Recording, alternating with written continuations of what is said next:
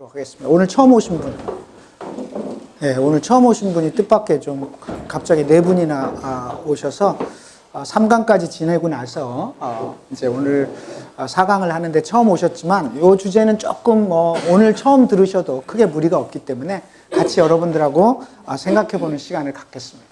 오늘은 제 4강 한국 사회와 노동에 대해서 얘기를 해보려고 합니다. 노동에 대해서 많은 인식들을 갖고 있고 여기 노동조합을 하고 계신 분도 계시지만 노동조합을 안 하거나 그런 분들도 계시고 또 일반 시민의 입장에서 노동에 대해서 혹은 노동조합, 노동운동에 대해서 이런저런 불만이나 의구심을 갖고 계신 분들도 많아서 오늘 이 시간을 통해서 한국 사회와 노동 그리고 노동자 그리고 노동조합에 대해서 같이 고민하는 시간을 가져보도록 하겠습니다.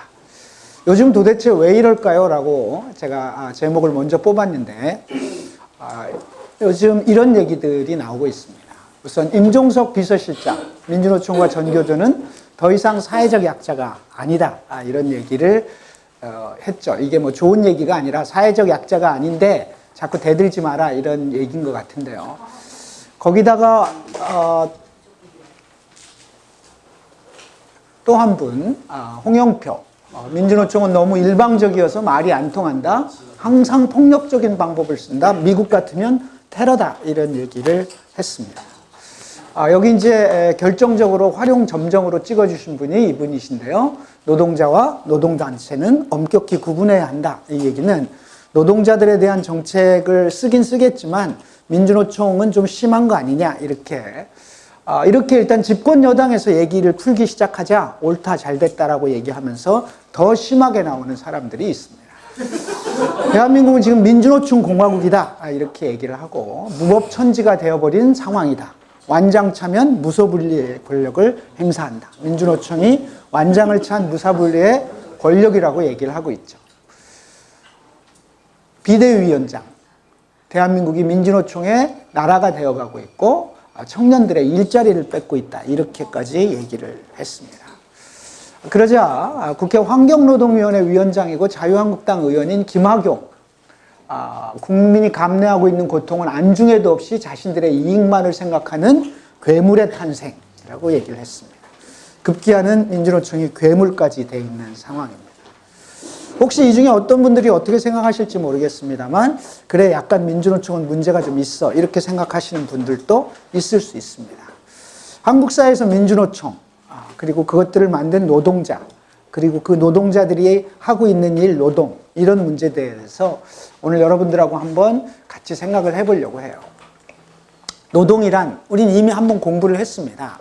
1강 때부터 얘기를 해서 노동이란 200에 들어가는 비용이라고 얘기를 했고 자본이 이렇게 가변자본 생산수단 중에 하나인 200 노동을 통해서 상품을 생산하고 이윤을 가져간다는 얘기를 한 바가 있습니다. 근데 만약에 노동이 없다면 상품도 없을 것이고 그리고 아마 이윤도 없을 겁니다. 따라서 자본주의 체제에 있어서 노동이라고 하는 것은 사실 이 체제를 유지하는 데 있어서 가장 중요한 것이기도 하고 생산을 만들어내는 것이기도 하고 역사를 진전시키는 것이기도 하기 때문에 노동이 없으면 역사와 진보가 소멸될 수밖에 없는 구조다라고 하는 거죠. 그럼에도 불구하고 노동에 대한 우리들의 전반적인 인식은 어떤 것일까라고 하는 문제를 한번 여러분들하고 같이 오늘 한국 사회에서 노동은 어떻게 취급받고 있고 어떤 의미들을 갖고 있는가. 여기 노동조합을 안 하시는 분들 중에는 또 우리 정의당의 당원들 중에서도 노동이라고 하는 문제에 대해서 썩 유쾌하지 않게 생각하는 사람들이 있는데 실제로는 노동이 역사와 진보의 소멸을 가져올 정도로 노동이라고 하는 것은 매우 중요한 건데요. 오늘 여러분들하고 얘기를 해보려고 해요. 노동은 생산의 근원이고 또 노동은 삶의 원천이고 일하지 않으면 먹을 수가 없으니까요. 노동은 역사 발전의 원동력인데 그런데 정말 다들 그렇게 생각하고 있는가? 한국 사회에서 노동은 이렇게 가치 있는 것으로 받아들여지고 있는지 제가 오늘 첫 번째 에피소드를 여러분들하고 얘기를 해보겠습니다. 이 첫 번째 에피소드는 2001년에 아시아나 항공이 파업할 때 같은 시간에 대한항공 조종사가 같이 파업했는데요. 이때 제가 공공연맹, 지금 공공운수노조라고 부르는 노조의 위원장을 하고 있을 때입니다. 이렇게 이제 파업을 하게 되고, 이게 대한항공 조종사들이 중앙대에서 하고 있을 때 이게 전대요. 공공연맹 위원장으로서 어쨌든 조종사들 앞에 서서 연설하고 얘기하고 파업에 대해서 얘기를 할 때입니다. 2001년, 1997년 김대중 정권이 들어서고 IMF가 닥치고, 사실 그때부터 비정규직이 엄청나게 늘어나기 시작하고, 특히 공공부문은 완전히 초중범 상태가 된 거죠. 그래서 각각의 기관들을 모두 통폐합하거나, 지난 시간에 제가 공공부문 얘기했습니다만 민영화시키거나 아웃소싱을 하거나, 그래서 멀쩡한 정규직들을 비정규직으로 전부 내보내거나 이렇게 하면서 공공부문에 대한 공격을 통해서 자본의 위기를 돌파하려고 했던, 지난 시간에 말씀드렸죠. 그렇게 해서 공공부문에 대한 전면적인 공세가 3, 4년 동안 계속됐습니다. IMF 기간 내내, 김대중 정권 내내. 그래서 사람이 이제 세상을 떠나면 회고하기도 하고 하지만, 저는 뭐 아무리 세월이 지나더라도 김대중 정권에 대한 여러 가지 유감을 가질 수밖에 없는데요. 당시 제가 연맹위원장으로서 더 이상 이렇게 밀릴 수는 없다라고 해서 한판 붙겠다 이렇게 생각을 했습니다. 그러니까 한판 붙는 방법은 그냥 뭐 지하철 따로 파업하고 철도 파업 따로 파업하고 뭐 항공사 파업 따로 해서는 안 될 문제니까 때로 붙자, 때로. 그래서 공공연맹의 모든 조직이 한꺼번에 붙는다. 공공은 워낙에 중요한 역할들을 하고 있기 때문에 한 번 싸움이 붙으면 정부도 얻지 못할 거다 이러면서 이제 총파업을 조직을 하죠. 이때 어쨌든 뭐 다 힘 있는 기관들이긴 하지만 형식적으로 가장 언론의 주목을 받았던 것은 대한항공 조종사와 아시아나 항공이었습니다. 대체 능력이 없기 때문에 기본적으로 예를 들면 철도는 파업을 해도 대충 어떻게 해볼 수 있어요. 뭐 전에 전직 운전 기관사를 오기도 하고, 지하철 같은 경우에도 배착 시간이 조금 늘어나긴 하지만 어쨌든 꾸역꾸역 끌어가는데, 항공사는 사실 현실적으로 불가능한 거죠. 지난 시간에 말씀드렸습니다만 하루 파업에 247편이 결항할 정도로 심각한 문제가 발생한 거죠. 그래서 도대체 이 파업을 어떻게 감당해야 되냐, 누가 일으켰냐, 그 양경규라고 조그만 애가 그렇게 했습니다. 이제 이렇게 얘기가 됐겠죠. 그래서 저놈을 잡아라. 뭐 대한항공 조종사에 대해서도 당연히 잡아야 되겠지만 바로 저놈을 잡아야 된다라고 해서 체포영장에 떨어졌어요. 그리고 또 누가 있냐? 네, 저놈 뒤에는 민주노총의 담병호라고 하는 사람이 있습니다. 그놈도 잡아라. 이렇게 해서 두 사람에게 체포영장이 떨어졌습니다. 제가 2001년 파업 얘기를 하려고 한 건 아니고, 이 에피소드를 통해서 파업을 하게 되면, 일로 와. 네. 파업을 하게 되면 수배 포스터가 붙습니다. 그러니까 요즘은 여러분들이 편의점에 가면, 놔두세요. 괜찮아요. 예, 괜찮아요. 괜찮아요. 예. 편의점에 가면 가끔 볼 수 있는데, 전에는 수배 포스터를 동네 담벼락에 붙였어요. 대통령 선거 포스터처럼 전봇대에도 붙이고. 그래 우리 초등학교 다니는 딸아이의 학교 담벼락에 아버지 얼굴이 딱 붙어 있었던 거죠. 경찰이 쫓는 흉악한 나쁜 놈들, 이런 거죠. 그 얘기는 제가 나중에 감옥 갔다 와서 이제 초등학생 딸한테 들었던 얘기인데요. 어쨌든 그때 그 수배 포스터를 얘기하려고 제가 서론이 좀 길었습니다. 그 수배 포스터에 저는 뭐 이렇게 비교적 말끔하게 생겼습니다만, 담병호 위원장은 저보다는 조금 더 우락부락하게 생긴 편인데요. 담병호 위원장에게 얼굴과 밑에 인상 차이가 붙어 있을 때 그 인상 차기에 가장 대표적인 표현이 노동자풍의 남자였습니다. 한국 사회에서 노동자풍의 남자는 어떻게 생긴 게 노동자풍의 남자일까요? 노동자풍의 남자는 어떻게 생겼을까요? 근데 그건 단순히 담병호 위원장에게 붙어 있던 인상 차이가 아니라 모든 강도범, 절도범, 혹은 강간범 등등에게 일상적으로 붙어있던 포스터였습니다. 보실래요?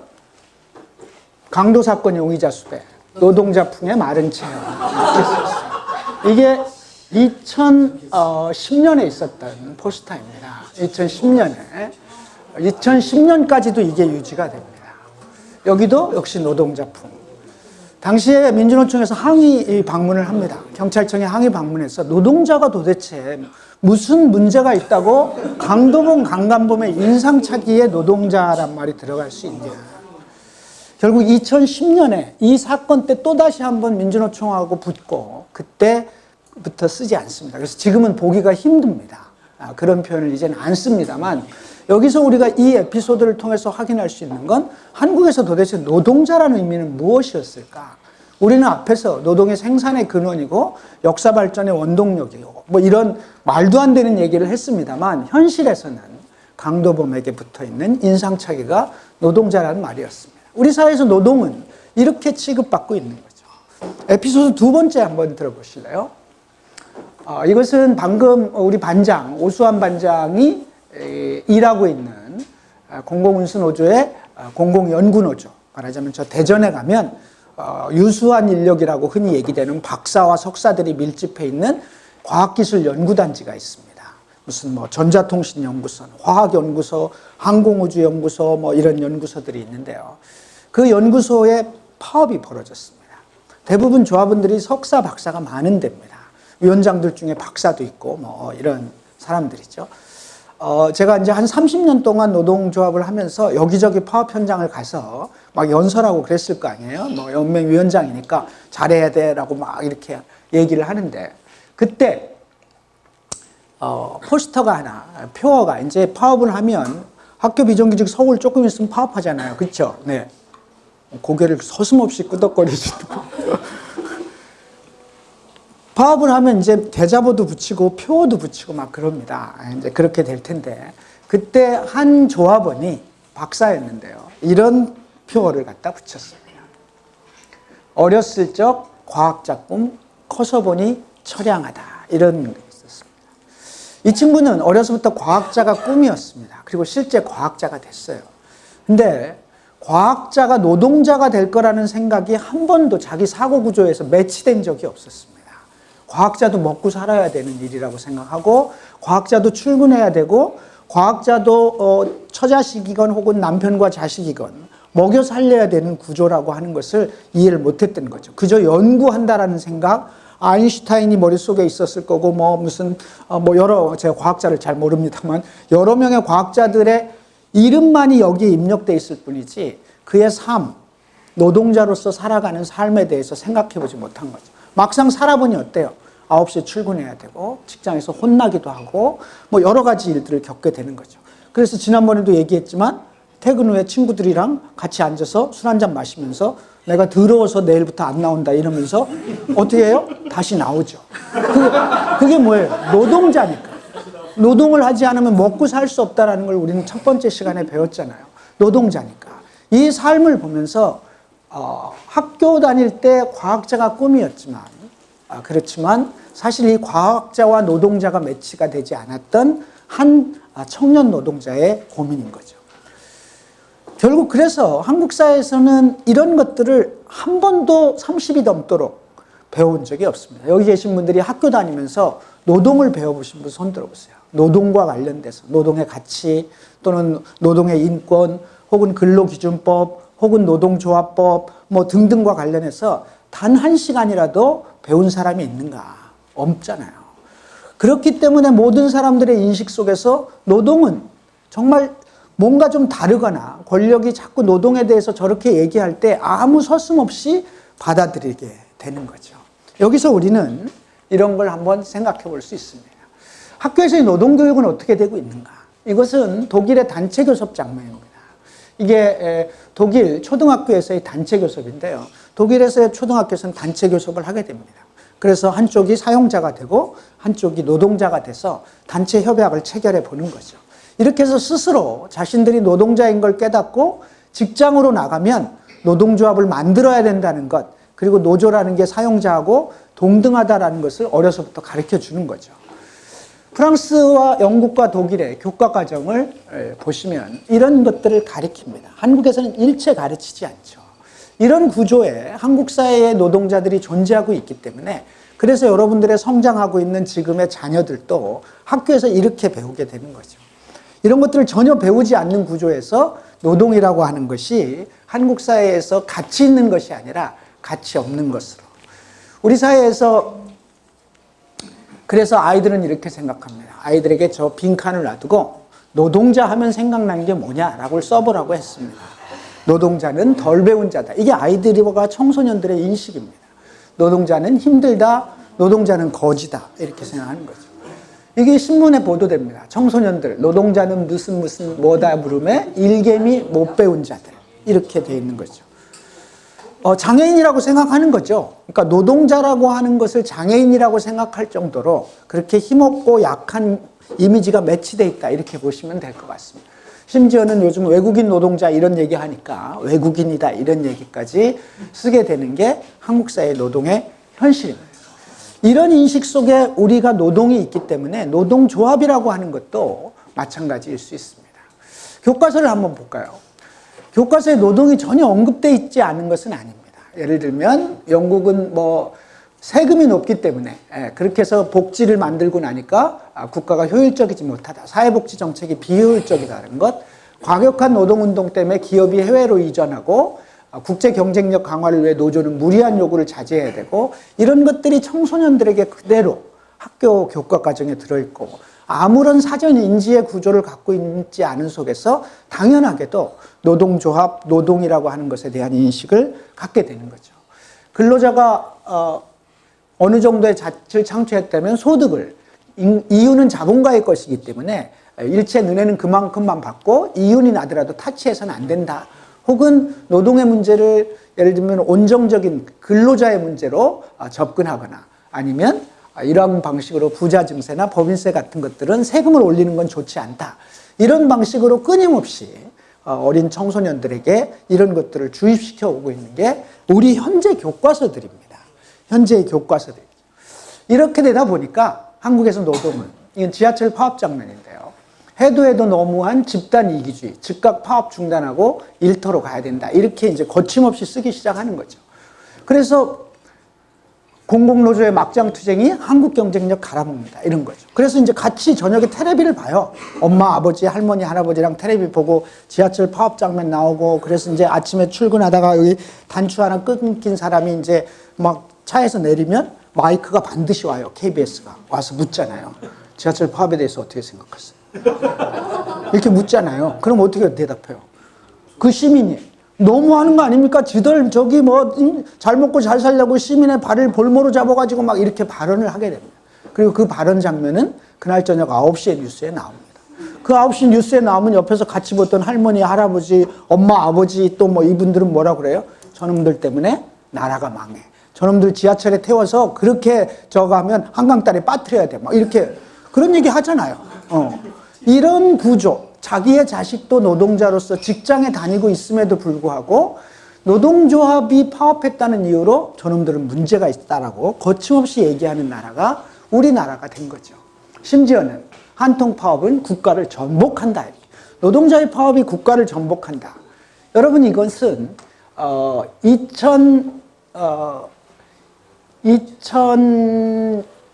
2000년도에 있었던 일입니다. 2000년도의 기사인데요.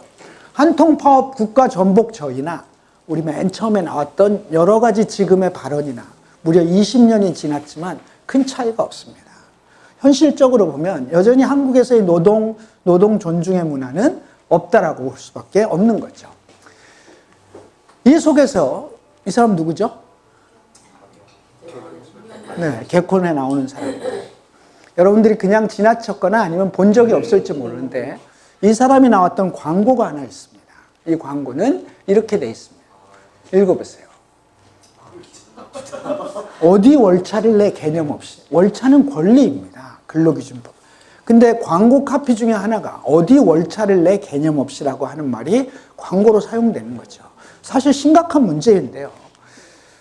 같은 광고입니다만 출근이고 뭐고 푹 쉬어 그랬더니 다음날 자리 없어지는 건 책임 못 져. 이런 거죠. 노동자의 휴식권이나 이런 문제에 대해서도 사소한 얘기지만 이런 광고 카피들이 끊임없이 사람들의 머릿속에 주입되고 있는 거죠. 이 광고는 팜피린 큐 광고였습니다.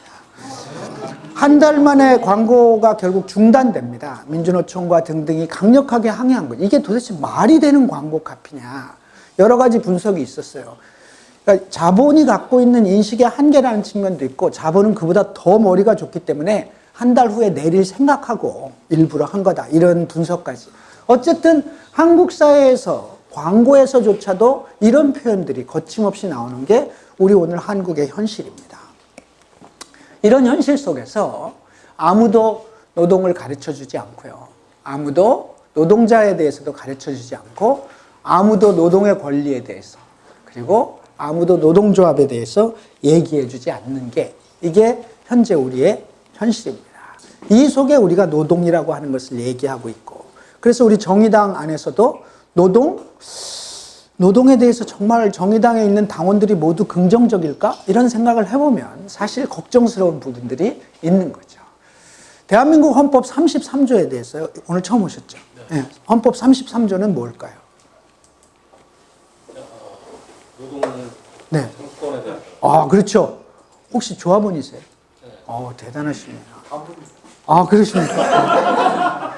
대한민국의 헌법 33조는 바로 이런 거죠.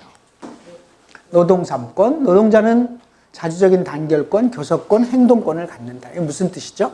모든 국민은 노조를 만들 수 있다는 겁니다. 모든 국민은 사용자하고 동등하게 교섭하고 맞짱 뜰 수 있는 권리가 있다. 그 권리와 관련해서 조금 수틀리면 뭐 할 수 있다고요? 일 안 해 라고 주장할 수 있다. 이건 권리입니다. 헌법에. 그래서 지하철이 파업하는 것은 권리인 거죠. 이 국민의 권리에 대해서 파업하는 놈들은 나쁜 놈들이야, 저것들은 다 이렇게 얘기하는 것 자체가 매우 나쁜 얘기입니다. 불구하고 한국 사회에서 통용이 되고 있다는 게 슬픈 얘기이죠. 더욱더 슬픈 것은 이 사람이죠. 이 가문은 이렇게 얘기를 하죠. 내 눈에 흙이 들어가도 노조는 안 돼. 이 얘기는 거꾸로 얘기하면 내 눈에 흙이 들어가도 헌법 33조는 받아들일 수 없어라는 얘기인 거죠. 헌법에 보장된 권리를 거침없이 부정하고 이것을 공개적으로 얘기할 수 있는 나라. 유럽에서 만약에 그 나라의 최고의 기업의 오너가 내 눈에 흙이 들어가도 노조는 안 돼. 이랬으면 그 기업은 사회적으로 매장당했을 겁니다. 그러나 한국에서는 이렇게 하는 것이 아무런 문제도 되지 않고 무려 50년 넘게 이 짓거리를 해오고 있는 게 삼성입니다. 그럼에도 불구하고 더욱더 슬픈 건 입사를 준비하는 대학생들이 가장 가고 싶어하는 기업이 삼성이라는 사실이죠. 이 아이러니, 물론 요즘은 뭐 공사도 있고 IT 기업도 있습니다만 보편적으로 가고 싶어하는 기업 중에 1등은 삼성입니다. 이걸 어떻게 받아들여야 되냐? 너네 오면 다 죽었어. 노조는 절대 안 돼. 노동에 대한 존중이 전혀 없는 그런 기업에 노동을 하러 들어가는 청년들이 가장 가고 싶어하는 기업이 삼성이라고 하는 사실을 한국 사회 노동이 얼마나 왜곡되고 있고 이 노동이라고 하는 문제에 대해서 젊은 세대가 어떤 인식을 갖고 있는 것인지 하는 것을 단적으로 보여주는 부분이라고 할 수 있습니다. 결국 삼성은 이런 보고서를 만들고 이 황유미 여성 노동자를 비롯해서 수십 명이 직업병으로 죽어갔지만 계속 노조를 이렇게 했습니다. 노조를 만들면 일단 감금하고 저기 뭐 산골짜기에 펜션이나 휴양림에 갖다 붙잡아 놓고 심지어는 식칼퇴를 하고 하면서 사실 노조를 이렇게 한 거죠. 이게 어제 오늘 일이 아닙니다. 50년 동안 이래 왔잖아요. 그래서 삼성이 노조가 없잖아요. 노조가 없었는데 요즘 노조를 이제 만든다고 하는데 그러면서 삼성은 노동조합에 대한 혐오에서 벗어나라 이렇게 얘기하지만 얘네들이 작성했던 종합 상황실 구도를 보면 노조 하나를 깨기 위해서 이런 상황판을 만들어 놓고 몇십 년 동안 노조를 깨왔던 거죠. 그래서 결국 삼성노조 무력화 문건이 입수돼서 조사에 들어가긴 했습니다만 결국 삼성노조 와해 사건 4명 구속 기소하고 32명 중에 28명을 풀어주고 더 한 것은 오너 일가의 개입 증거는 없어. 오너 일가의 개입 증거가 왜 없어요? 내 눈에 흙이 들어가도 노조는 안 돼가 개입 증거지. 그거보다 더 큰 개입이 어디 있어요? 이런 구조 속에서 삼성이라고 하는 기업, 지금도 여전히 삼성이라고 하는 것은 말은 저렇게 하지만 무노조의 정책을 갖고 있다고 봐야죠.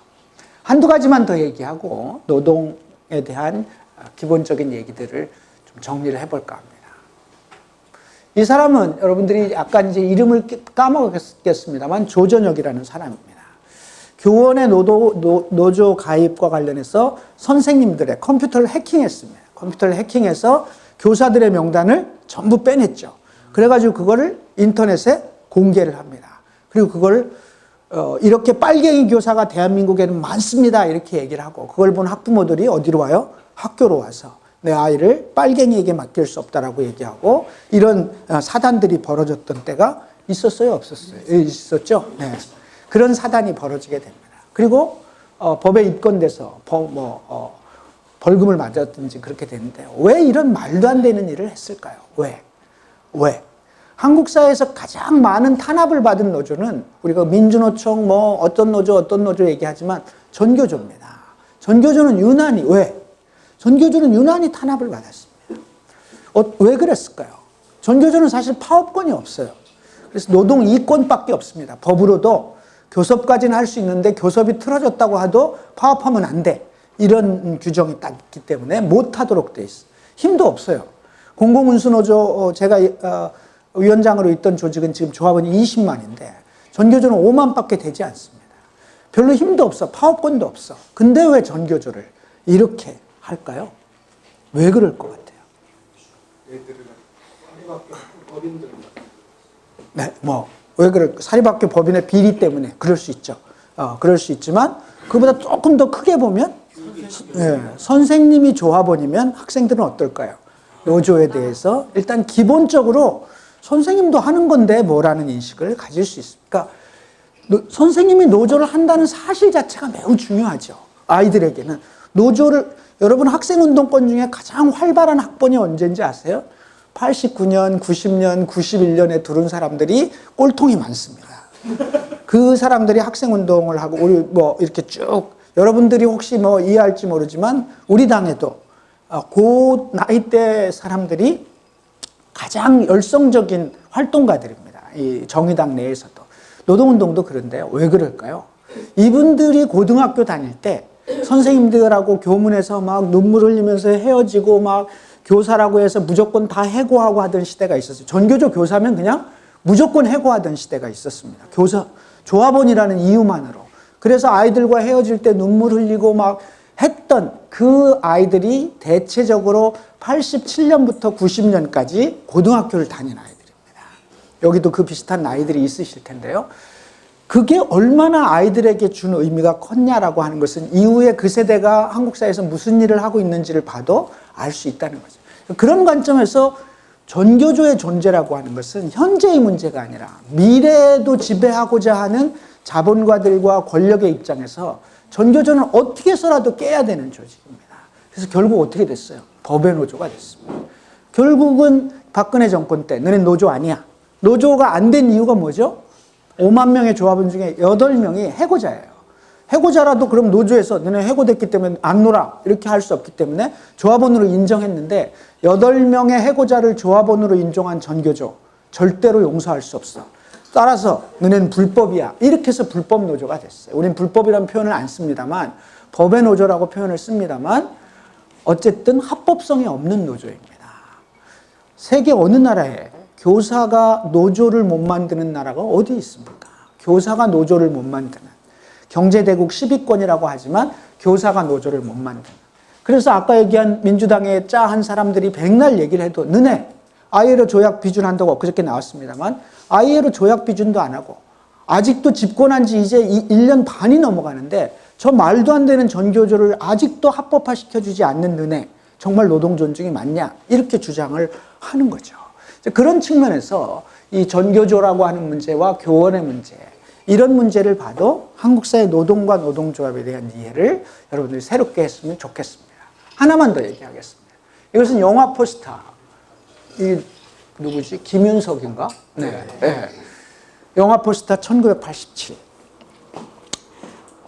이거 말고 저는 혹시 붉은 오늘을 들으시는 분이 있으면 붉은 오늘에서도 한번 얘기했습니다만 1991년 11월 9일 날 노동자 대회를 한 날입니다. 그날은 11월 9일 날 했는데 그 해에 그날 엄청 싸웠어요. 막 거리 지금처럼 지금 싸우는 거하고는 사실 90년대하고는 비교가 안 되잖아요. 막 엄청나게 싸우고 그래가지고 이제 그땐 노태우 정권이니까 노태우 물러나라 하고 막 싸우고 막 우리들의 요구 걸고 막 그래서 서울 시내를 뒤집어 놨었어요. 그러니까 이제 그 정도 되면 텔레비 뉴스에 나와야 되잖아요. 그래서 이제 그날 저녁 9시 뉴스를 보러 간 거죠. 9시 뉴스를 보는데 안 나오는 거예요. 안 나와요. 그런데 그날 두 번째 뉴스가 뭐였냐면, 그래서 제가 그 사람이 죽은 날을 기억하거든요. 두 번째 뉴스가 모르시는 분도 혹시 있을지 모르겠는데 프랑스 배우 이브 몽땅이 죽은 날이에요. 네? 고엽이라고 하는 노래가 있는데요. 이브 몽땅의 죽음이 두 번째 뉴스로 올라왔고 그 뉴스가 약 한 5분 정도를 한 거죠. 워낙 유명한 배우니까 그럴 수 있다 치는데 결국 우리 뉴스는 그날 9시 뉴스에 나오지 않았습니다. 한국 사회 노동은 거리를 완전히 뒤집어놔도 뉴스에 나오지 않습니다. 이런 문제들과 함께 연장선에서 1987 중요하죠. 6.29라고 하는 건 대단히 중요하고, 그래서 체육관에서 뽑던 대통령을 어디서 뽑았어요? 이제 국민들이 뽑기 시작하는 거예요. 혹시 마지막 대통령 선거를 언제 하셨는지 아세요? 박정희가 마지막으로. 기억 안 나시죠? 1987년 대통령 선거가 국민들이 뽑았는데 그 국민들이 87년 뽑기 전에 계속 체육관에서 뽑았어요. 체육관에서 뽑기 마지막 대통령 선거는 언제였을까요? 1971년이었습니다. 네, 1971년에 김대중과 박정희가 붙었고요. 거기서 약간의 긴장과 뭐 이런 것들을 맛본 박정희는 더 이상 이런 선거가 불필요하다라고 하면서 10월 유신을 72년에 하게 되고, 그 다음부터 대통령을 어디서 뽑아요? 장충체육관에서 뽑았습니다. 몇 명이? 4,000명이 뽑았습니다. 4,000명, 전국에 말하자면 통반장들 불러다가 뽑는 거죠. 그렇게 해서 뽑던 대통령 선거를 이렇게 만든 거죠. 근데 여기서 우리가 주목하고 싶은 것은 87년에 체육관에서 뽑는 대통령을 국민이 뽑으면 민주주의가 되는 건가? 그것은 하나의 형식의 문제이지, 국민이 뽑아도 예를 들면 박근혜가 뽑혔을 때 민주주의가 어떻게 후퇴하는 걸 우리가 봤지만 뽑는 방식도 물론 중요하죠. 국민이 어쨌든 뽑아야 되니까. 그러나 진정한 민주주의는 누구든지 자유롭게 자기의 얘기를 하고 자기의 인권을 얘기할 수 있고 누구든지 자유롭게 자유로운 인간으로 살아갈 수 있는 것이 민주주의라고 한다면 87년이라고 하는 것은 한국 사회의 중요한 해인데요. 이 중요한 해를 가름한 것은 6.29를 통한 대통령 직선제보다 더 중요한 7.89 투쟁이 있었기 때문입니다. 노동자들의 7월, 8월, 9월 투쟁. 그 투쟁은 뭐예요? 이제 시키면 시키는 대로 하지 않겠다라는 투쟁입니다. 너네가 주면 주는 대로 받지 않겠다. 이제 직장에서 바리깡 들고 이발기 들고 다니면서 마치 학교 다닐 때 고속도로 머리 길다고 내는 것처럼 직장인들에게 바리깡으로 머리 깎는 것 못 참겠다. 그때 그랬습니다. 서울 지하철 같은 경우에는 주요한 요구 중에 하나가 그런 전근대적인 행위를 중단해 달라는 것도 노조 결성의 이유에 속하는, 그게 87년이었던 거죠. 그렇게 투쟁한 겁니다. 그 투쟁은 대통령을 우리 손으로 뽑는 것보다 훨씬 더 큰 의미를 가졌던 투쟁이죠. 그래서 한국 사회를 바꾸게 되고 많은 사람들은 뭐라고 얘기해요? 그래서 87체제라는 말을 씁니다. 사회학자 이런 분들이 흔히 87체제라고 얘기하는 이유는 87체제의 핵심은 정치적으로 직선제가 된 것도 있지만 사회 경제적으로 한국 사회의 새로운 구조와 문화가 형성됐고 그것은 7.89 대투쟁이었습니다. 87이라는 영화는 나와도 87의 노동자 대투쟁은 언급되지 않습니다. 또 노동자 대투쟁을 주제로 한 상업 영화가 나온 걸 본 적이 있습니까? 없잖아요. 왜 없을까요? 영화는 재벌들이 하는 거고요. 배급권을 갖고 있기 때문에 그런 영화는 흥행을 시킬 수가 없습니다. 기본적으로. 어떤 방식으로든지 불가능하죠. 여러분 CJ가 배급권을 어떻게 갖고 있고 이런 얘기를 흔히 듣는데요. 만들 수가 없습니다. 아예. 그래서 기껏해야 만드는 독립영화이고 그래봐야 본 놈들끼리 또 봐 그냥. 계속 우리끼리 보면서 화만 내. 그런 거잖아요. 이런 구조들이라고 하는 것이 우리 사회의 문제입니다. 저는 87년 영화를 보면서 그런 점에서 마음이 많이 아프기도 하고 언제 우리가 한국 사회에 이런 얘기들을 할 수 있을까 이런 생각들을 해봤었습니다. 그래서 한국에서 노동자의 권리는 이렇다. 이것은 제가 첫 시간에 드린 말씀입니다. 한국에서 노동권이 어떻게 추락하고 있고 청년 실업, 여성 노동자, 비정규직, 최장 노동시간, 산재율, 사회복지 지출, 특수고용 노동자 등등까지 쭉 얘기를 하면서 노동이 존중받지 못하기 때문에 한국 사회에 이런 현실이 나타나는 게 현실적인 문제이다라고 하는 것을 말씀을 드린 바가 있기 때문에 이 장면은 넘어가고요. 그래서 한국에서 그럼 노동조합은, 노동의 권리는 이러면 노동조합은 귀족노조라고 불립니다. 또 빨갱이라고 불리고, 또 이기주의, 그들만의 리그, 넓고 고루한 집단, 경제성장의 걸림돌, 그리고 부당노동행위와 구속수배를 끊임없이 당하는 집단이고 낮은 조직률을 보이는 집단입니다. 여러분, 모든 국민은 노조를 만들 수 있다고 되어 있습니다만 우리나라의 노동조합 조직률은 얼마죠? 노동조합 조직률.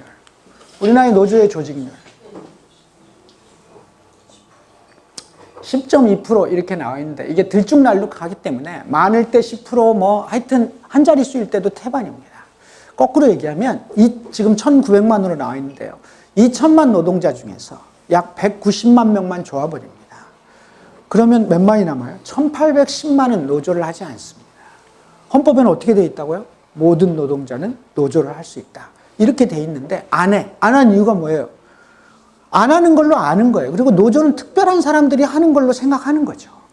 그런 구조에서 1,810만이 노조를 안 합니다. 예를 들면 서울 지하철 노동조합은 조합원이 10,000명입니다. 근데 만약에 서울 지하철 조합원이 10,000명이 아니고 1,000명이라고 한번 해봅시다. 노동에 가입한 사람이. 전체 직원 10,000명 중에 1,000명만 노조를 해. 그러면 서울 지하철 사용자는 그 노조를 무서워할까요? 안 무서워할까요? 무서울 이유가 없어. 파업해는 해. 9,000명 갖고 충분히 할 수 있어. 해. 이렇게 얘기하겠죠. 또 뭐라고 얘기할까요? 이러이러 해주세요. 그래, 교섭해. 교섭하자. 교섭해서 아무것도 안 들어주는 거죠. 그리고 파업해. 근데 무노동 무임금이야. 이런 거죠. 이걸 사회로 확정시켜 보세요. 2천만 노동자들이 노동의 권리와 노동 존중을 얘기해. 근데 조직화된 노동자들, 조합원이 10%가 안 돼. 한국 사회에서 어떤 힘을 발휘할 수 있을 것 같습니까? 더군다나 그나마 노조라고 행색깨나 한다는 건 민주노총인데요. 민주노총은 전체 노동자의 3%입니다.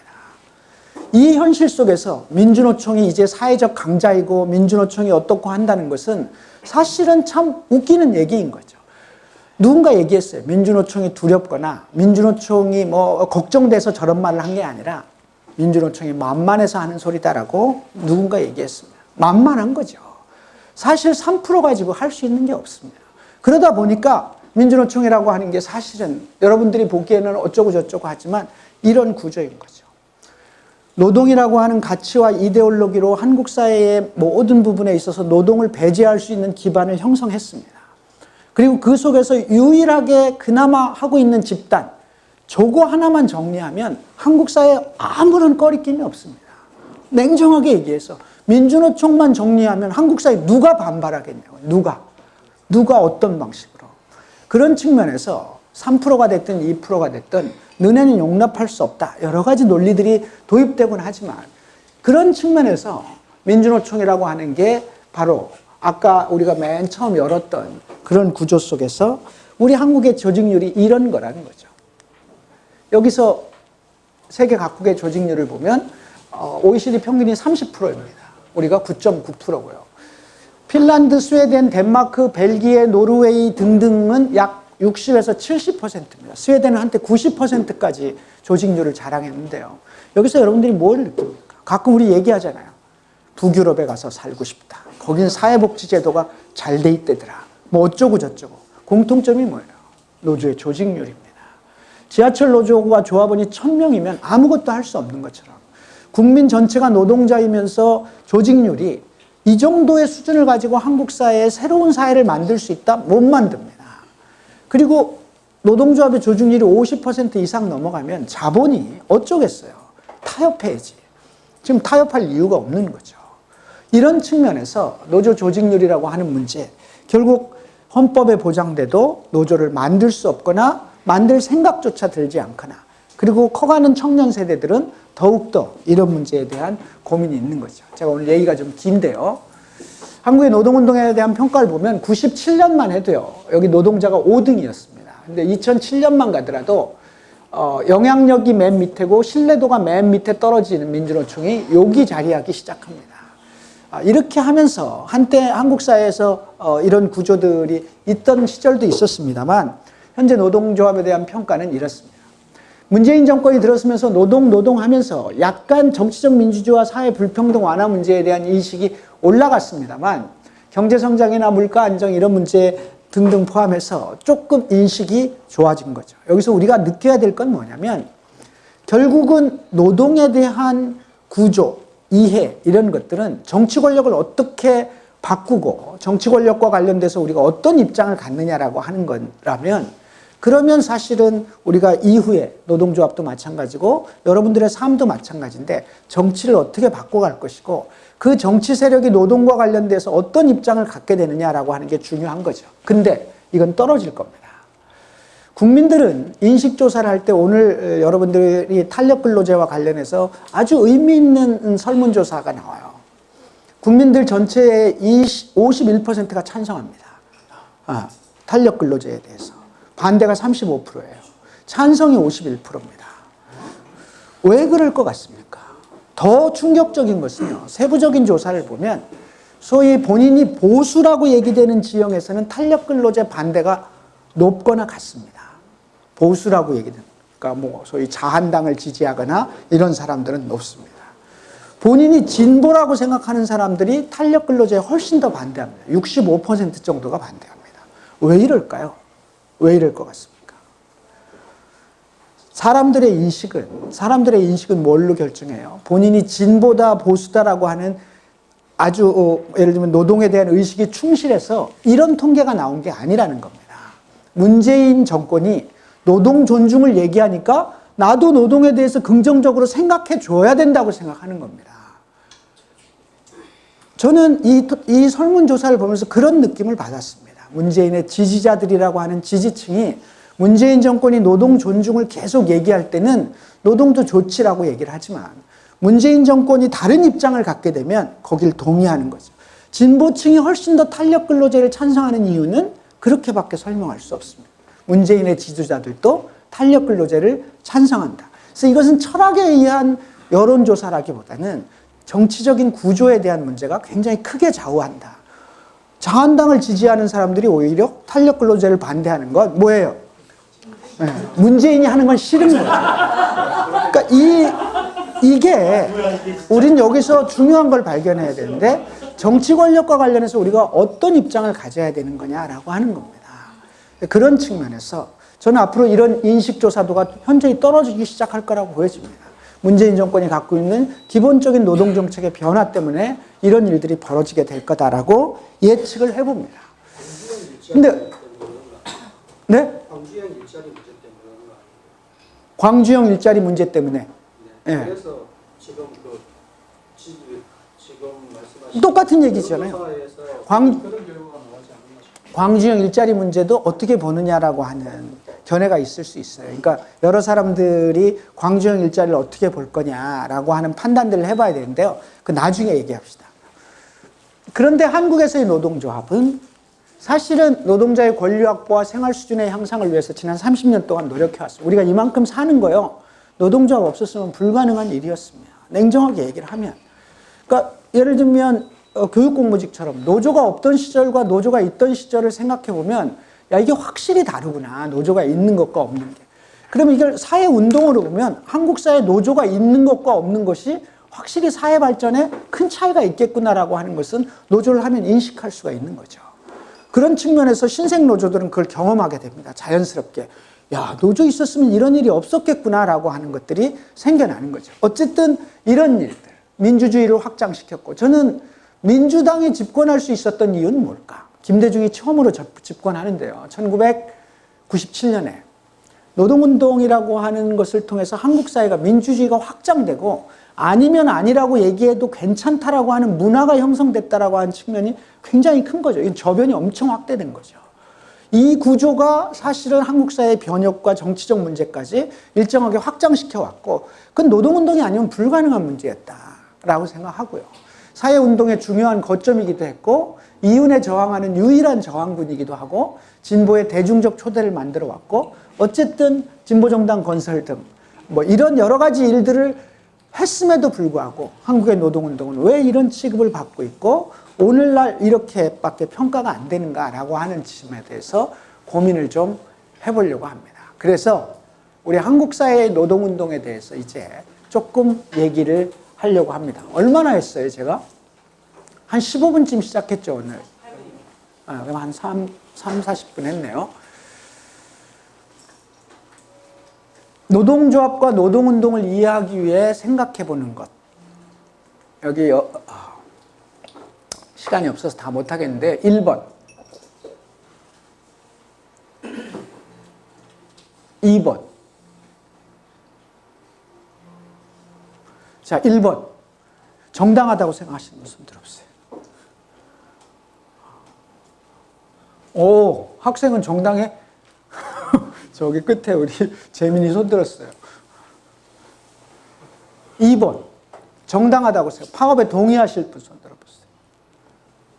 책을 아직 다 안, 네. 어떻게 생각하십니까? 저는 다 정당하다. 다 정당해, 두 개 다. 정당하지 않은 분 손 들어보세요. 1번. 생각 좀 해봐야, 예, 정당. 1번은 정당하지 않다. 1번은 정당하지 않다. 2번은 정당하고. 아. 3번.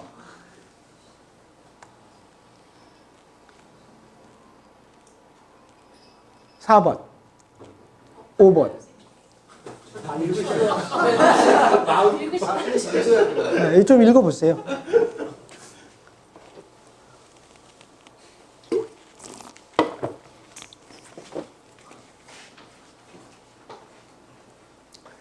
한국의 노동조합을 이해하기 위해서 이런 질문들에 대해서 자기 철학을 가지고 정확하게 답변할 수 있어야 되는 거죠. 우리 ING 생명의 조합원이시자 전에 간부를 하셨던 박호동 동지 맞죠? 네, 맞아요. 네. 무서운 벽이죠. 난 그냥 불러본 거예요. 꼭 안 하셔도 돼요. 어려운 문제들입니다. 당장 광주형 일자리 문제만 해도 노동조합이 강력하게 반발하고 있습니다. 일반 시민들의 관점에서 저것들 완전 이기주의라고 생각하는 사람이 태반일 수 있습니다. 그리고 아마 여론조사를 하면 100% 아마 광주형 일자리를 추진하는 문재인 정권이 옳다라고 나올 가능성이 있을 것 같습니다. 제가 광주형 일자리에 대한 여론조사는 아직 못 봤습니다. 조사한 게 있나요? 못 봤을 것 같아요. 네. 그럴 거라고 생각됩니다. 이런 구조들에 대한 자기중심이 어떻게 형성되고 있는가? 노동조합이란 도대체 뭘까라고 하는 것에 대한 근본적인 질문과 고민을 던질 수 있는 질문들입니다. 조합원이신가요? 네. 이런 질문들에 대해서 어떻게? 나는 다 단칼에 정확하게 정리하실 수 있습니까? 솔직히 좀 어렵습니다. 어렵습니까? 네. 경제사회 노동위원회를 둘러싼 논쟁도 심각한 문제인데요. 오늘 이 얘기를 할 수는 없고요. 여러분들이 스스로 한번 고민을 할 시간을 드리는 것으로 하고 넘어가겠습니다.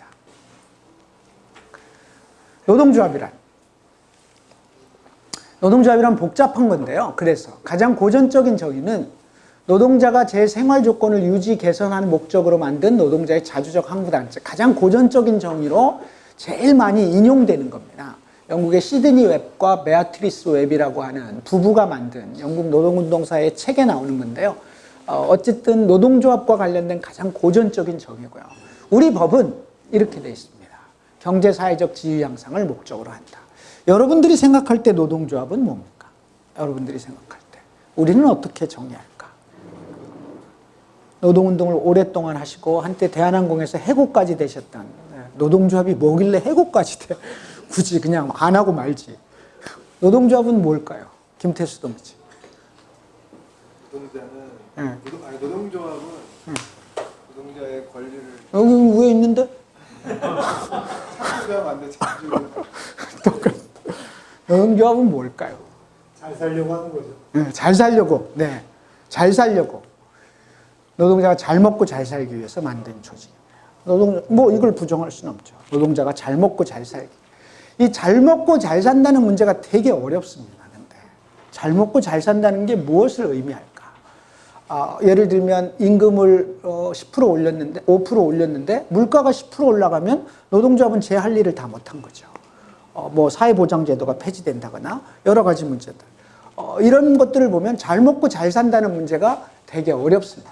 그러나 기본적으로 기업별이라고 하는 노조 구조에서 노동자가 잘 먹고 잘 살기 위한 첫 번째 일은 임금 인상인 거고요. 원래 노조를 만들 때 나는 세상을 바꿔야지 막 이러면서 노조 만드는 사람은 하나도 없어요. 지 호주머니에 임금 좀 더 챙기고 근로조건 챙기고 고용보장 받으려고 하는 거지, 노조를 만들었으니 이제 세상을 바꾸러 나갑시다 이러면 바로 아웃이에요. 사업장 내에서 활동할 수도 없어. 저거 미쳤나 봐 이렇게 되는 거예요. 당연히 그렇게 생각하죠.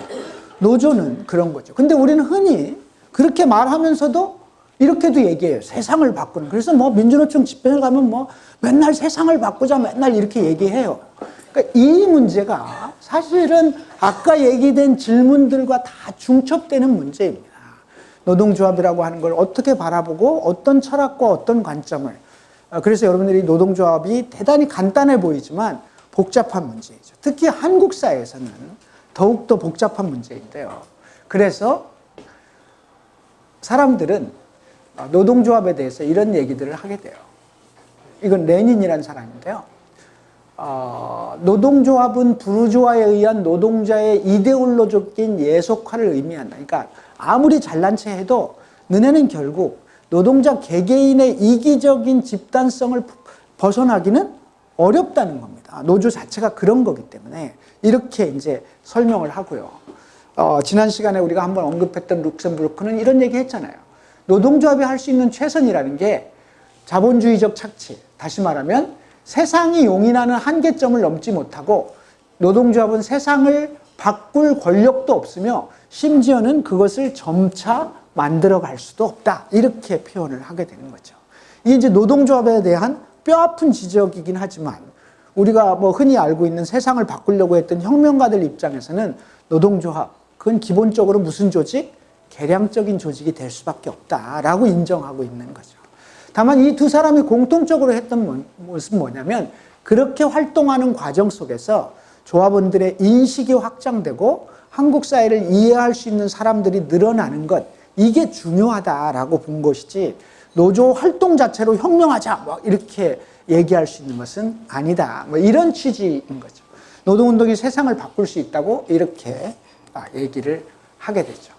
어쨌든 세상을 바꿀 수는 없다. 뭐 이렇게 주장한다 하더라도 노동조합이 없다면 이윤을 추구하는 세상에서 인간이라고 하는 문제를 어떻게 할 것인가라고 하는 문제가 존재할 수밖에 없는 거죠. 그래서 결국 노동조합은 인간을 중심으로 해서 그것이 세상의 문제이든 개별적인 인간의 문제이든 총체적으로 인간을 위한 조직이다라고 하는 것을 우리는 여기서 확인을 하고요. 여기서 그래서 노동조합은 그 한계에도 불구하고 노동자가 가질 수 있는 유일한 무기이고 세상을 바꾸는 조직이고 자본주의 체제의 모순에 저항하는 유일한 조직이다. 여러분들이 정말로 이 간단한 얘기지만 다른 게 있으면 얘기를 한번 해보세요. 다른 게. 노동조합 말고도 다른 게 있다. 다른 운동으로 자본주의 체제에 저항할 수 있는 무기가 우리한테 있다. 있으면 얘기해보라. 현실적으로 우리가 1강, 2강, 3강을 배워오면서 자본주의 체제에 저항할 수 있는 조직화된 저항군으로서 가질 수 있는 유일한 것은 노조밖에 없어요. 사실은 다른 것으로 어떻게 해볼 도리가 없는 거죠. 그리고 그 노조라고 하는 구조를 통해서, 노조라고 하는 그 구조를 통해서 예를 들면 정치든 정당이든 이런 문제들을 접근해 가는 거죠. 만약에 어떤 진보 정당이 성장하려고 할 때 노동조합, 그러니까 여러분들이 나중에 이제 다음 시간쯤 정의당과 노동에 대해서 얘기할 때 세계의 어떤 진보 정당도 조직화된 노동조합들과 함께하지 않고 성장한 정당은 하나도 없다는 거죠.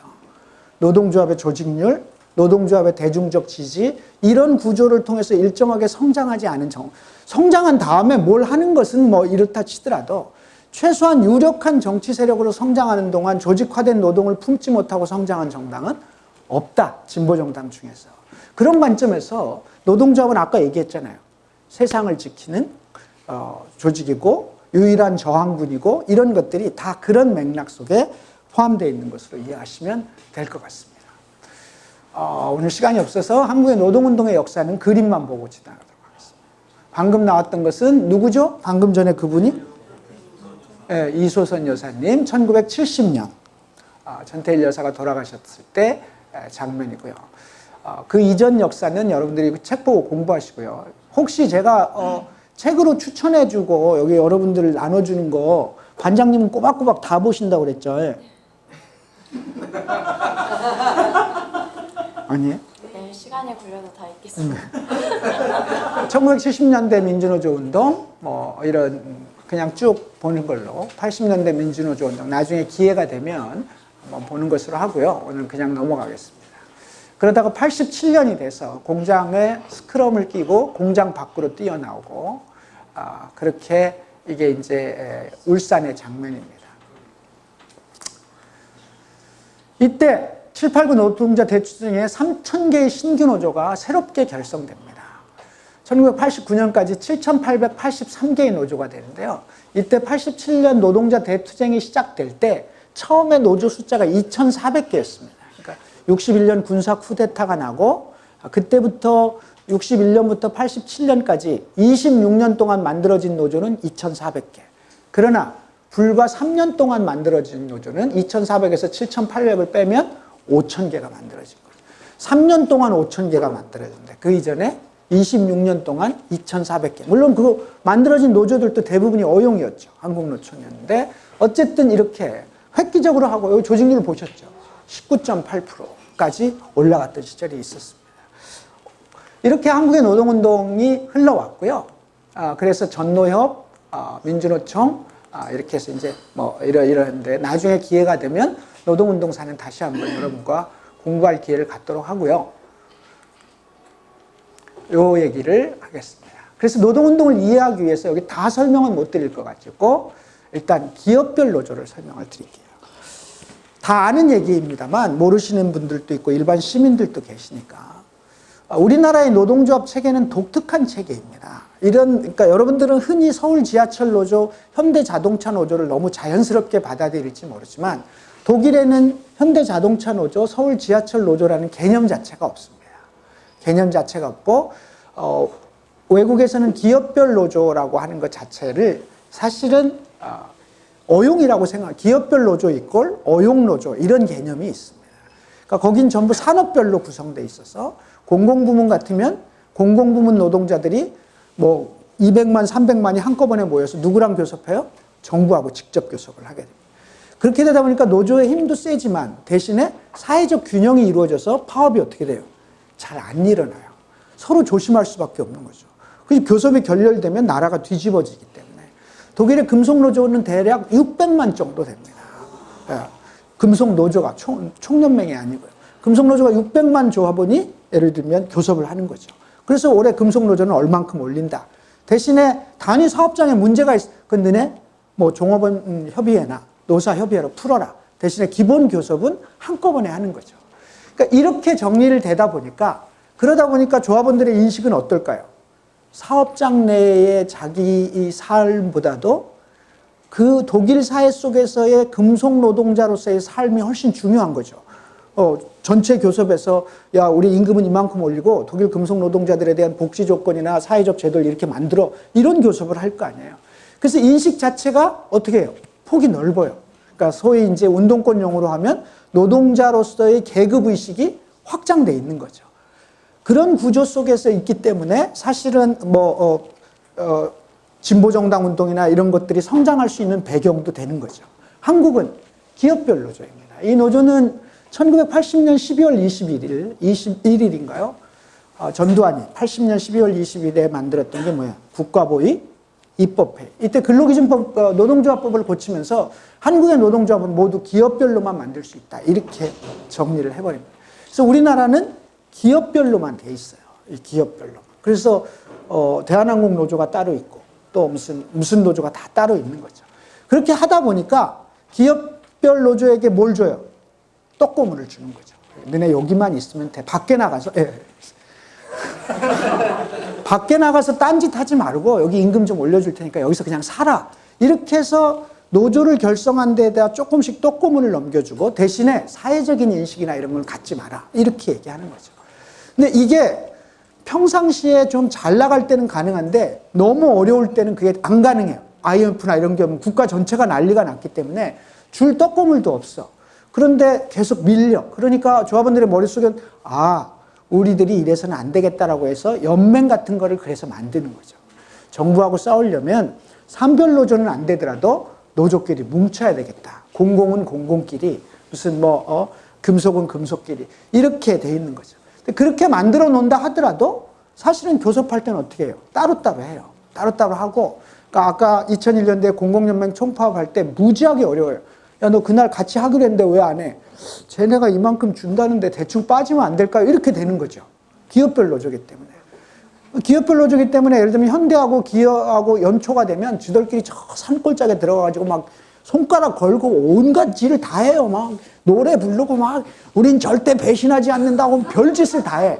절대 기업별 노조를 분리시키는 이 적들의 간악한 흉계에 빠지지 말자 막 이러면서 막 별짓 다 해. 교섭하면 어떻게 해요? 사용자가 얘기하거든요. 너네끼리 다 7% 했다며 7% 줄게 라고 얘기하는 거죠. 대신에 공식적으로는 5%로만 발표하자. 응? 이렇게 얘기해요. 그러면 위원장이 그건 못 받습니다. 우리가 노동조합 하면서 이렇게. 그럼 어떻게 해? 조합원들이 찾아와. 야, 인마 7% 준대잖아. 찍어, 인마. 이렇게 되는 거죠. 안 됩니다. 저는 약속대로 파업해야 됩니다. 하고 파업 붙이면 어떻게 돼요? 부결됩니다. 그렇게 해서 현대자동차가 빠져나가요. 예를 들면 타결하고 부결됐으니까 할 수 없이 그 선에서 받아야 되는 거지. 그 빠져나가면 다음날 아침 신문 쫙 붙어. 금속노동자 공동투쟁 균열, 전선의 균열 막 이러면서 딱 붙어. 현대자동차 타결 막 이렇게. 그러면 기아자동차 조합원들 어떻게 돼요? 완전히 힘이 빠지는 거죠. 그렇게 해서 하나가 무너지면 다 무너지기 시작하는 거예요. 교섭력이 이제 현저히 떨어지기 시작하는 거예요. 그러니까 기업별 노조가 갖고 있는 한국 사회의 기본적으로 아까 노조라는 게 원래가 개량적인 집단인데 그 개량성을 일정하게 확장시킬 수 있는 구조가 아까 산별노조나 정치투쟁이나 이런 것들을 해야 되는데 그 기능이 완전히 막혀 있고 기업별로 제한되어 있는. 그래서 노조가 스스로 결정해서 야, 우리가 너 산별로 바꾸자. 외국처럼. 그래서 바꿔. 금속 노조로 이름 바꿨어요. 이름만 바꾼 거야. 따지고 보면. 왜? 사용자가 없어요. 사용자가. 만들었으면 사용자가 와야 될 거. 우리 공공운수노조가 만들었어. 그러면 총리가 나와서 교섭해야지. 아니면 기재부 장관하고. 안 나와. 안 나오니까 할 수 없이 또 따로따로 하는 거죠. 또 따로따로 하다가 보면 아까 같은 그런 문제가 발생하기도 하고.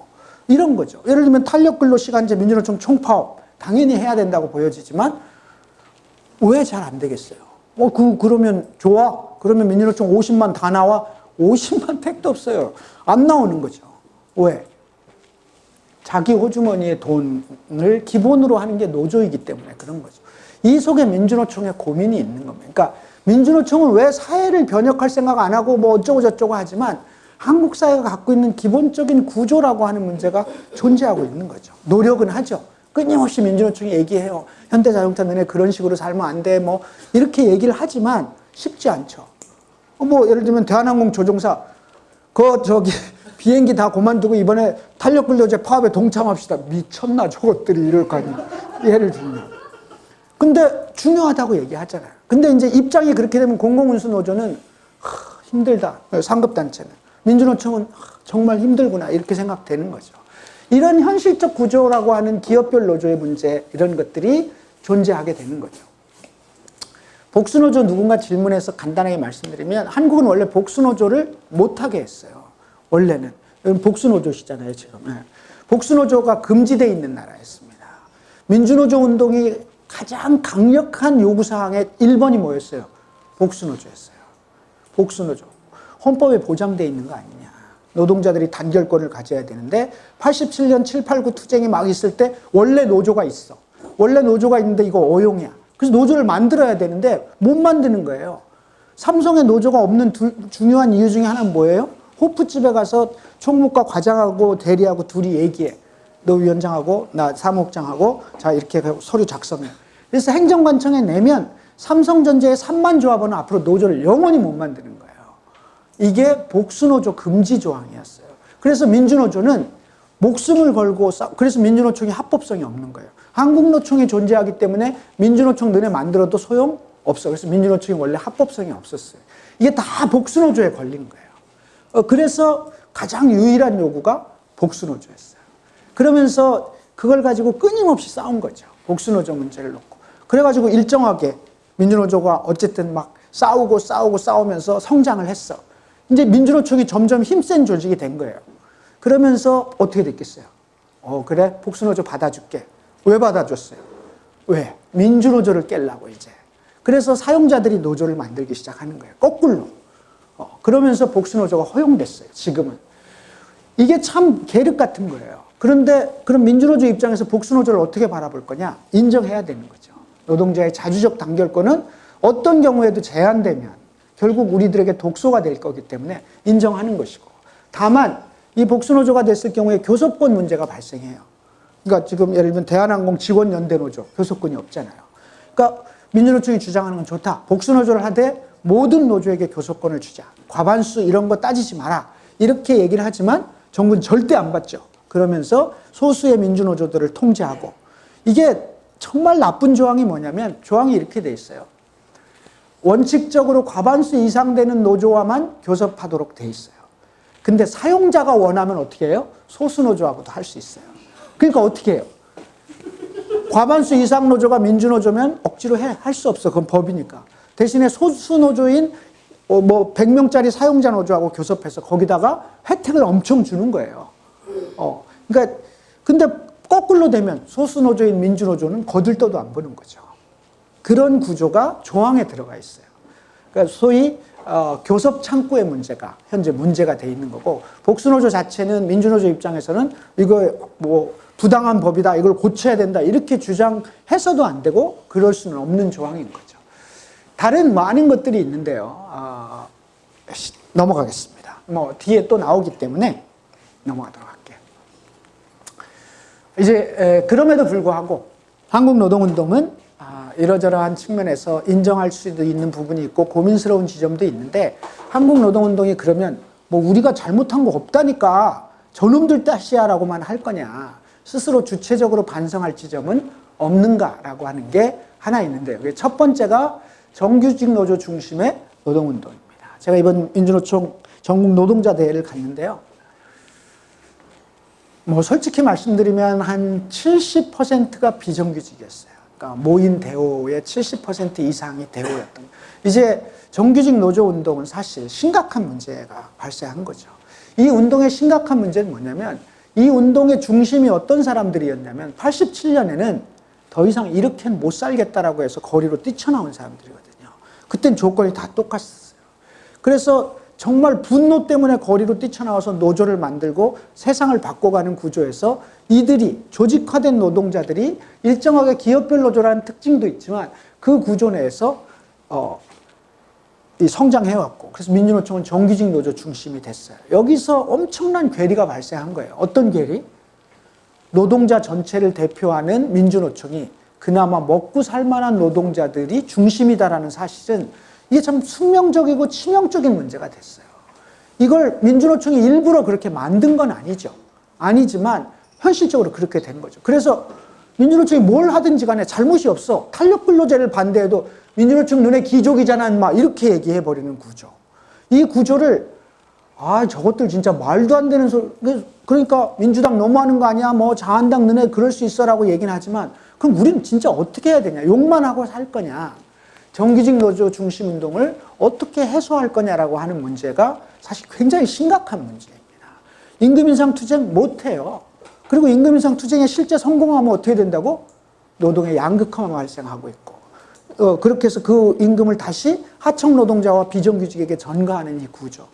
그래서 심지어는 그럼 민주노총에 소속된 노조들은 임금을 동결하자. 불가능한 얘기예요. 그게 가능하겠어요? 노조들이? 예를 들면 현대자동차 노조가 노동조합이 예를 들면 현대자동차가 작년에 5천억 순이익이 났는데 너네 다 가져, 우리는 안 올릴게. 이게 가능하겠냐고요. 가능하지도 않고 정당하지도 않죠. 가능하지도 않고 정당하지도 않은 건데, 그러니까 이 구조가 되게 어려운 구조가 돼 있는 상태이죠. 이 문제는 어쨌든 추상적인 얘기긴 합니다만 비정규 운동을 어떻게 할 것인가라고 하는 문제를 정말 고민해야 돼요. 그러니까 아주 사소하게는 제가 예를 들면 이런 얘기를 하거든요. 현대자동차, 너네 조합비 얼마야? 조합원이 4만 8천 명 정도 돼요. 5만 명이라고 하면 그냥 조합비를 3만 원씩 낸다고 치면 한 달에 15억이 들어오고요. 1년이면 예산이 200억이에요. 노조 예산이. 물론 이제 그 중에 한 100억 정도는 뭐 이래저래 쓰기도 하고 뭐 할 수 있다 치지만, 예를 들면 비정규 운동과 관련해서 우리가 구체적이고 공식적으로 앞으로 어떤 운동을 할 것인지를 한번 고민해 보자. 여러분들이 이 노동조합 조직이 부자인 줄 알지만 단위 노조를 빼놓고는 다 가난해요. 민주노총도 상근자 월급을 못 주던 시대가 있었고, 지금도 뭐 근근히 주고 있고요. 연맹도 그렇고 다 그래요. 다만 단위 노조들만큼은, 그것도 큰 노조들만 얘기하는 거죠. 그런 대로 먹고 살만한 구조이죠. 어쨌든 이 구조 내에서 비정규 운동 문제를 어떻게 할 거냐. 그리고 비정규 운동 문제를 지나치게 무슨 학교에 있는 비정규직 이렇게만 접근하면, 또는 현대자동차 사내하청 이렇게만 접근하면 곤란한 지점도 있어요. 왜? 현대자동차 사내하청은 웬만한 중소기업의 정규직보다 더 받는 사람도 있는 거죠. 현대자동차의 사내하청. 그래서 이 비정규 운동이라고 하는 문제를 지역에서, 예를 들면 성북지역위원회가 그 지역의 알바 노동자들을 조사하고, 알바 비정규 계약직 식당에 있는 뭐 이런 여성 남성의 종업원들, 이분들의 비정규직 실태를 조사하면서 이런 운동들을 확장시켜가는 게 진짜 비정규 운동인 거지, 조직 내의 비정규 운동만 가지고 비정규라고 하는 말을 쓰기는 곤란한 거죠. 어쨌든 정규직 중심 노조의 운동을 어떻게 극복할 거냐, 이게 현재 한국 노동운동의 고민이고요. 두 번째로, 이건 아까 제가 말씀드렸기 때문에 생략을 하고요. 세 번째, 지속 가능한 운동의 전망이 부재하다는 거죠. 그러니까 현재 저는 이제 87년부터 운동을 했고, 87년이면 몇 살이에요? 몇 살이지? 40 몇 살인가? 10살인가? 하여튼 87년부터 했잖아요. 87년부터 했는데, 87년에 그 나이들, 20대 후반에서 30대, 다 청년들이 한 거예요. 87년 노동운동을. 지금은 예를 들면 26, 7 애구만 막 이렇게 생각하잖아요. 근데 26, 7살짜리들이 위원장하고 뭐하고 하면서 쭉 해온 거죠. 지금 운동은 누가 하는가? 그 세대는 이제 뭐 했다 하더라도 대충 50대 뭐 이렇게 활동을 하고 있는데요. 지속 가능한 운동의 전망이고, 청년 세대가 노동운동의 활동가로 수혈되고 있지 않아요. 그건 아까 얘기한 여러 가지 측면들이 있어요. 한국의 학생운동이 무너지고, 학교에서의 노동교육이나 이런 인식들이 확장되지 못하면서 전반적으로 젊은 세대들의 인식들이 확장되는 데 있어서 어려움을 겪고 있는데요. 새로운 주체를 형성해야 되는데, 이 장면 한번 보시죠. 혹시 아시는 분 있어요? 이분을? 이분. 마지막 사법시험의 수석 합격자입니다. 마지막 사법시험의 수석 합격자. 10년 동안 공부를 했다고 얘기하죠. 10년 동안, 여기 써 있잖아요. 1차 시험 4번 보고 2차 시험 8번. 이런 정도로 10년 동안, 10년을 오롯이 쏟아부어 마지막 수석의 영광을 차지한 이혜경. 이 뒤로 사법시험이 없어졌어요. 이제 로스쿨로 하는 거죠. 이게 마지막 사법시험의 수석 합격자인데요. 이 사람, 목표를 향해 달리는 청년들에게 해고픈 말이 있으면, 넘어지는 것을 두려워하면 더 큰 좌절을 겪는 것 같아요. 다시 일어설 때마다 어쩌고 저쩌고 어쩌고 저쩌고. 제가 이분을 폄하하는 건 아닌데, 이게 조선일보의 카드뉴스입니다. 10년 동안 그런 비정규직을 한 사람들은 뭐였을까? 예를 들면 사법시험 공부를 해서 판사 혹은 검사가 되기 위해서 이 사람이 버린 10년과 10년 동안 비정규직으로 노동 현장에 있었던 사람과 한국 사회의 구조에서 어떤 것을 우리가 더 평가하고 역사 발전과 관련돼서 어떤 고민들을 해봐야 될까. 근데 세상은 이런 사람들을 훨씬 각광받지만 10년 동안 비정규직으로서 자기 삶을 위해서 노력한 사람들이 별로 각광받지 않는 나라인 거죠. 이 장면 한번 보실래요? 이 장면은 문재인 정권, 문재인 대통령이 당선되자마자 첫 번째로 방문했던 인천공항. 비정규직 제로 시대를 선언한 거죠. 공공부문에서. 그리고 나서 난리가 난 어디예요? 인천공항. 인천공항 난리가 났어요. 그리고 나서 여기가 대략 15,000에서 17,000 정확하게 제가 뭐 그쯤 되는데요. 그 중에 정규직은 한 2,000 정도고요. 인천공항 자체는 비정규직으로 운영됩니다. 15,000 정도가 비정규직인 거죠. 그러면서 이 정규직 문제가 터지고 나서 이제 인천공항이 시끌시끌했어요. 그래서 정규직화 어떻게 할 것인가라고 놓고 공청회가 벌어져요. 이게 정규직들이에요. 정규직들이 큰 국제회의실 한쪽에 쫙 정규직 노조가 앉아 있었고 여기 비정규직 노조가 쫙 앉아 있었어요. 반반씩 딱 앉아서. 그래서 언놈이 무슨 얘기하는지 다 듣고 이 사람들은 결과는 평등한 것은 노고 기회의 평등은 예스다. 이런 얘기죠. 한 청년이 일어나서 한 조합원이 일어나서 얘기를 해요. 난 여기 들으려고 2번 떨어졌다.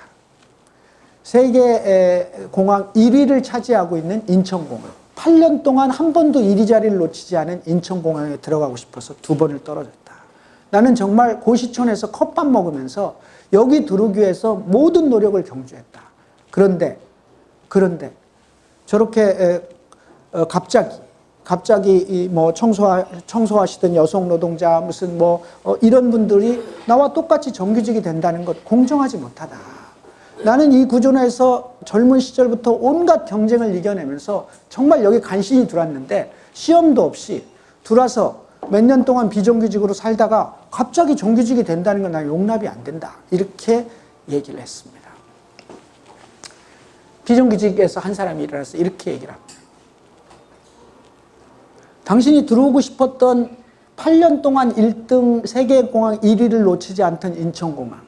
그 8년 동안 세계 1위를 놓치지 않도록 만든 15,000명은 어떻게 생각하느냐. 네가 들어오고 싶었던 이유는 1등이라며. 근데 그 1등을 만들기 위해서 누가 만들었냐. 여기 있는 2,000명이 만들었겠냐 아니면 15,000이 만들었겠냐. 그럼 이 15,000이 지난 10년 동안 일했던 노동은 네가 고시촌에서 보낸 2년보다 가치가 없단 말이냐. 이것이 네가 얘기하는 공정이냐. 이게 과정이 공정하지 않았다고 보냐. 네가 보낸 2년의 과정과 혹은 그 이후에 학교까지 다 합쳐서 네가 보낸 10년의 과정과 내가 여기서 노동하면서 보낸 10년의 과정이 공정하지 않다는 거냐. 그리고 단순하게 우리가 결과의 평등만을 얘기한다고 생각하는 거냐라는 발언을 합니다. 이게 오늘 우리 한국 사회의 모습입니다. 그리고 이것은 논리로 설명되지 않는 부분입니다. 함부로 얘기하기도 쉽지 않은 부분이죠. 청년들에게 물어보세요. 청년들의 입장에서 보면 사실은 이런 부분에 있어서 이들이 무슨 엄청나게 욕심이 많아서가 아니라 이렇게 생각하고 있는 겁니다. 그리고 이 세대가 앞으로 노동운동을 해야 됩니다. 세상을 바꿔야 되고 세계를 고민해줘야 되고 한국 사회의 여러 가지 비정규직 문제를 고민해줘야 될 사람들입니다. 이 세대들 노동운동은 어디로 갈 것이며 청년 세대 그리고 새로운 주체들이 어떻게 형성될 것인가는 한국 노동운동의 숙제이자 고민으로 남아있는 문제입니다. 노동의 양극화 문제, 그동안 누차 설명드렸기 때문에 한국 노동운동이 노동의 양극화 문제를 해결하지 못하면 어려운 거고요. 이걸 사회운동이나 노동의제를 사회화하는 문제, 또 새로운 환경과 관련해서 페미니즘이나 남북평화나 4차 산업혁명이나 이런 문제에 대해서 노동운동이 좀 더 확장된 시각을 갖고 운동에 들어가지 않으면 어렵겠다. 이런 고민입니다. 이제 정의당과 노동에 대해서 얘기를 해보겠습니다. 제 얘기는 끝났습니다. 끝났는데요. 이 장면 한번 보시죠. 노무현 대통령 사진이 있고 민주주의의 최후의 보루는 깨어있는 시민의 조직된 힘입니다. 여기 노동이란 단어로 통합당에 재뿌리지 마라. 이게 어디 나온 장면인지 아십니까? 통합진보당 만들 때 대의원대 자리에 통합진보당의 발기인대 때 창당 발기인 대의원대 한 날 앞으로 진보정당에서 노동 얘기하지 말아라 라고 했던 유명한 사진입니다. 유명한 사진인데요. 이렇게 해서 만들어진 통합진보당, 그래서 잠깐 사건이 생기면서 정의당으로 분리가 돼서 왔지만 이 흐름에 있는 사람들은 정의당으로 같이 왔습니다. 이게 2011년에 있었던 일이니까요. 2011년에 이렇게 돼 있고 우리 정의당에는 저렇게 생각하시는 분들이 지금도 있을 수 있습니다. 이런 구조에서 지난 대선에서 노동이 당당한 나라, 심상정 이렇게 해서 노동이란 단어로 재뿌리지 말아 해서 노동이 당당한 나라를 캐치프레이즈로 내세우는 당까지 오긴 왔습니다. 근데 본질적으로 여기 정의당원이 많기 때문에 다른 정당의 당원들께 혹시 있으시면 죄송합니다만 정의당을 예로 드는 걸로 이해하시면 될 것 같고요. 정의당이 그러면 정말 여기서 여기로 본질적이고 내용적으로 변화를 하고 있는가. 일정한 변화는 있었겠지만 정말 그런 변화가 있는지에 대해서는 우리가 다음 시간에 정의당의 미래 혹은 진보정당의 미래 어떻게 할 것인가에서 다시 한번 얘기하기로 하고요. 그래서 그때 가면 노동과 각해에서 이런 얘기들을 포함해서 6강에서는 좀 얘기를 좀 해볼 생각입니다. 다음 시간인데요. 다음 시간 말씀드리기 전에 이제 오늘 제가 몇 시예요? 아직 안 됐다는 게 무슨 뜻이에요? 하지 마시라. 10시까지는 아니 원래 제가 9시 15분에 마쳤어야 돼요. 1시간만 하도록 돼 있어요. 강의는 무조건 1시간. 이분 왜 이러시나? 네? 계속 듣고 싶어서. 시간 가는 줄 모르겠어요. 일단 정리하겠습니다. 제가 이런 얘기하면 자칫 개인적인 얘기가 될 것 같습니다만 어쨌든 87년 운동을 시작해서 감옥을 2번 갔다 왔고요. 한 번은 국내에서 갔다 오고 한 번은 홍콩에서 갔다 왔다고 말씀드렸어요. 한국 감옥 한 번 갔다 오고 홍콩 감옥 한 번 갔다 오고요. 그 다음에 이제 벌금까지 따지면 전과가 한 몇 번 되겠죠. 담병우 위원장 같은 부분은 전과가 7범입니다. 감옥을 5번 갔다 왔어요. 벌금형이 2번 있었는데요. 제가 가끔 이런 말씀들을 드려요. 노동운동, 노동에 대해서 여러분들이 어떤 의미를 갖고 있든지 간에 우리의 삶이라는 게 이렇게 흘러온 것은 어찌됐든 지금 우리가 입고 있는 옷부터 시작해서 우리를 규정하고 있는 모든 사회적 조건들은 누군가 만드는 거죠. 일부러 준 거는 아니라는 거죠. 사실 87년 이후 지금까지 한 31년 동안 수백 명이 죽었습니다. 노동조합 때문에. 노동조합 때문에 수백 명이 죽었고요. 또 노동조합 때문에 수천 명이 감옥에 갔다 왔고 수만 명이 해고됐습니다. 유일한 이유는 딱 한 가지입니다. 노조 때문에. 포기하면 돼요. 나 그만할게요 하면 될 문제를 그만 못해라고 하는 바람에 죽기도 하고 감옥도 가고 또 해고도 됐습니다. 전 여러분들이 살면서 그런 생각을 하셨으면 좋겠어요. 노동을 이해하고 노동조합에 대한 고민들이 들 때마다 내가 받고 있는 임금 1원에는 분명히 누군가 먼저 내일을 살지 못하고 먼저 죽은 사람의 피눈물이 섞여 있습니다. 그렇지 않고 여러분들의 삶이 여기에 오지 않는다는 거죠. 그러니까 그것은 그렇기 때문에 빚을 지고 살려는 게 아니라 그것을 갚아가는 삶을 하는 것이 중요하다는 거죠. 갚아가는 삶을 어떻게 할 것인가. 지금보다 조금 더 나은 세상을 위해서 여러분들이 이 자리에 와서 얘기를 듣는 거라고 저는 생각하고요. 그런 고민들을 안고 가시는 자리가 되었으면 좋겠습니다. 고맙습니다.